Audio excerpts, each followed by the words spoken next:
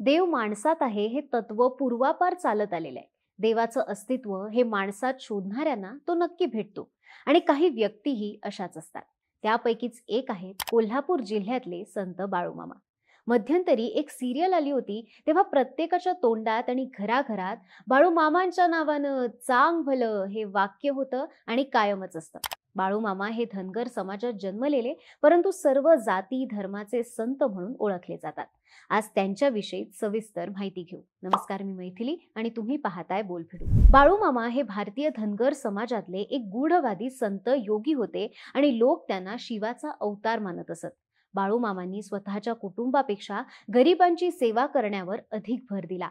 त्यांनी आपल्या साध्या शिकवणीतून लोकांच्या अनेक समस्या आणि अडचणी सोडवल्या. त्यांच्याकडे सर्व जाती आणि वर्गाचे लोक अडचणी घेऊन येत होते. बाळूमामांचा अंधश्रद्धेवर अजिबात विश्वास नव्हता. बाळूमामा नेहमी शाकाहारी अन्न खायचे आणि गारगोटीचे मुळे महाराज हे त्यांचे गुरु होते. ज्ञान हे जीवन आहे आणि अज्ञान हे मरण आहे, असं ते लोकांना ठामपणे सांगत असत. बाळूमामा उत्साही होते आणि अतिशय साधं असं जीवन जगणारे होते. त्यांना नेहमी टापटीप राहायला आवडत असे आणि म्हणूनच ते नेहमी स्वच्छ कपडे सुद्धा घालत असत. त्यांनी संपूर्ण जगालाच त्यांचं कुटुंब मानलं होतं आणि म्हणूनच त्यांना जगद्गुरू असंही म्हणतात. सर्व इच्छा, आकांक्षा, आनंद, भीती, समाधान, शांती या सगळ्या भावना बाळूमामांच्या चरणी आहेत असं मानलं जातं. बाळूमामांचा जन्म कर्नाटकातल्या बेळगाव जिल्ह्यातल्या चिक्कोडी तालुक्यातल्या अकोल गावात 1892 मध्ये झाला. त्यांच्या आईचं नाव सुंदरा आणि वडिलांचं नाव मायाप्पा असं होतं. बाळूमामांची आई बाळूमामांचे प्रचंड लाड करायची. लहानपणी ते खूप हट्टी होते. वडील मायाप्पा यांना सतत बाळूमामांची काळजी वाटत असायची. कामाचं वळण लागावं यासाठी मायाप्पांनी त्यांना गावातल्या चंदूलाल शेटजी जैन यांच्याकडे नोकरीसाठी पाठवलं. शेटजींच्या घरच्या बकऱ्या जंगलात चरायला नेण्याचं काम बाळूमामांवर सोपवण्यात आलं होतं. बाळूमामा त्यांचं काम व्यवस्थितही करत होते. काम करत असताना ते बाभळीच्या काटेरी झाडाची गादी करून त्यावर झोपत असत. बाभळीच्याच काटेरी जाळीदार कुंपणाला ते खुशाल टेकून बसत असत असं सांगितलं जातं. चंदूलाल शेटजींच्या गोठ्यातल्या एका कोपऱ्यात बाळूमामा निवांत पडून राहत असत. शेटजींनी दिलेल्या फुटक्या थाळीत जेवत असत आणि जेवून झालं की थाळी घासून पुन्हा स्वच्छ करत असत. एकदा सहजच गोठ्यामध्ये गेलेल्या शेटजींच्या म्हाताऱ्या आईला बाळूमामांच्या थाळीतून तेजस्वी प्रकाश परावर्तित होत असल्याचं दिसून आलं. त्यांनी कुतूहलाने ही थाळी उचलली, तेव्हा थाळीच्या मध्यभागी त्यांना बस्तीचं दर्शन घडलं अशी कथा आहे. बाळूमामा लहानपणी काय बोलायचे आणि काय करायचे हे सर्वसामान्यांच्या आकलना पलीकडचं असायचं आणि म्हणून लोक त्यांना खुळा म्हणजे वेडा म्हणत असत. ते मध्येच कधी कधी एखाद्या उंच झाडावर जाऊन बसायचे किंवा काटेरी पिंजऱ्यावर ध्यान करत असायचे. पण मामांच्या कार्याची माहिती असलेले लोक मात्र बाळूमामांच्या चरणी डोकं टेकवत असत आणि इतर लोक त्यांना वेड्यात काढत असत. लोकांचं तर जाऊ दे, पण त्यांचे वडील मायाप्पा सुद्धा बाळूमामांना वेडच समजत होते. त्यांना बाळूमामांच्या वागण्याचा राग येत असायचा, कारण बाळूमामांचं वागणं इतर सामान्य मुलांसारखं त्यांना वाटतच नसायचं. परंतु बाळूमामांच्या आईचा त्यांच्यावर खूप जीव होता. त्यांची आई नेहमी त्यांच्या बाजूने बोलायची. बाळूमामांना 2 भाऊ आणि 1 बहीण सुद्धा होती. पण बाळूमामांना संसारातही रस नव्हता. त्यांना लोकांच्या समस्या सोडवायला, त्यांना अध्यात्माचा मार्ग दाखवायला आवडत असे. त्यांचे वडील मायाप्पा सतत बाळूमामांची काळजी करत असत. आपल्या मुलांनी इतरांच्या मुलांसारखं वागावं अशी त्यांची इच्छा होती. पण बाळूमामा त्यांच्या मनासारखंच करायचे. बाळूमामांचं लग्न झालं तर बाळूमामा आपोआप बरे होतील असा विचार त्यांच्या घरच्यांनी केला होता. त्यामुळे त्यांनी आपल्या बहिणीच्या मुलीसोबत बाळूमामांच्या इच्छेविरुद्धच त्यांचं लग्न लावून दिलं.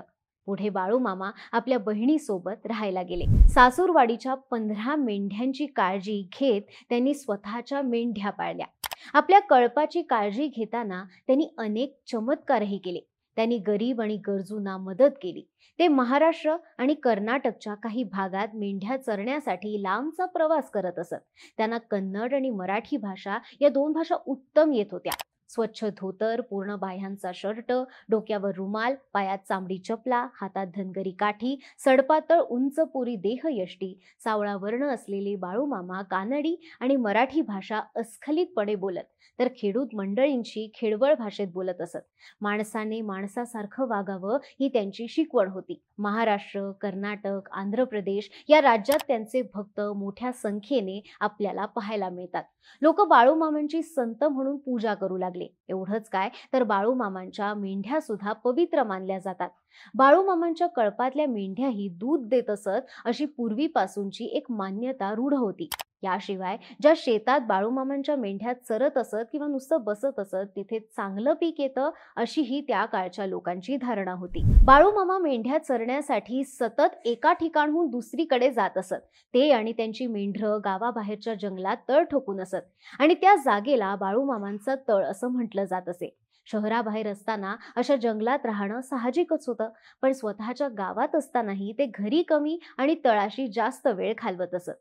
बाळूमामा तळागळातल्या लोकांच्या तक्रारी आणि समस्या सोडवत असत. बाळूमामांच्या सहज बोलण्यातून वागण्यातून अनेक लीला घडत असत. त्यांच्या हातून कळत नकळत घडलेल्या अनेक चमत्कारांमुळे अनेकांचे जीव धन्य झाले. पण जे काही चमत्कार घडत होते ते त्यांनी कोणत्याही यशाचं श्रेय स्वतःकडे घेतलं नाही. योग्य त्या वेळी बाळूमामांना श्री मुळे महाराजांचा अनुग्रह झाला आणि त्याच वेळी बाळूमामांच्या अतर्क्य अवधूत स्वरूपी वागण्याला सांप्रदायिक शिस्तीची झालर लाभली. बाळूमामांची गुरु परंपरा श्री दत्त, श्री नरसिंह सरस्वती, श्री स्वामीनारायण महाराज, श्री मौनी महाराज आणि श्री मुळे महाराज अशी होती. इथून पुढे अनेक वर्ष ही गुरु शिष्यांची जोडी सर्वत्र संचारकर्ती झाली. दरम्यान बाळूमामांचं संसारिक जीवन मात्र संपुष्टात आलं. तेव्हापासून बाळूमामा पंचक्रोशीतल्या गावांपासून ते दूर अंतरावर असलेल्या तीर्थक्षेत्र भेटींना जाऊ लागले. अखंड नामस्मरण आणि रामकृष्ण हरीचा जप हा साधा सोपा मूलमंत्र प्रत्येक श्रद्धाळू माणसामध्ये रुजवणारे संत श्रेष्ठ बाळूमामा यांनी वयाच्या 74व्या वर्षी म्हणजे 4 सप्टेंबर 1966 रोजी आदमापूर इथे समाधी घेतली. पण समाधीनंतरही बाळूमामा आपल्या भक्तांना अनेक अनुभव आणि प्रत्यय देत असल्याच्या दंतकथा प्रसिद्ध आहेत. त्यामुळे इथे कायमच त्यांच्या भक्तांची गर्दी आपल्याला पाहायला मिळते.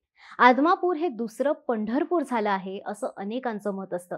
या मंदिरात पहाटे 5 वाजता पूजा आणि आरती होते. 9 वाजता नैवेद्य होतो. संध्याकाळी 7 ते 7:30च्या दरम्यान सायंकाळची आरती झाल्यानंतर पुन्हा नैवेद्य होतो. शिवाय दर रविवारी आणि अमावस्येला नाचणीच्या आंबीलचा प्रसाद दिला जातो. या मंदिरात सद्गुरू संत बाळूमामा यांच्या समाधी मंदिराचं दक्षिणाभिमुख सुरेख कोरीव असं दगडी महाद्वार पाहून इथे प्रवासी थांबतात, हातपाय धुतात, प्रशस्त सभा मंडपात येतात आणि पूर्ण आकाराची बाळूमामांची प्रसन्न मूर्ती पाहण्याचा आनंद अनुभवतात आणि त्यांच्या मूर्तीकडे पाहिल्यावर नकळतच प्रत्येकाचे हात जोडले जातात. ही माहिती तुम्हाला कशी वाटली आम्हाला कमेंट करून नक्की सांगा आणि असेच माहितीपर व्हिडिओज पाहण्यासाठी बोलबिडूच्या YouTube चॅनलला सबस्क्राईब करायला विसरू नका.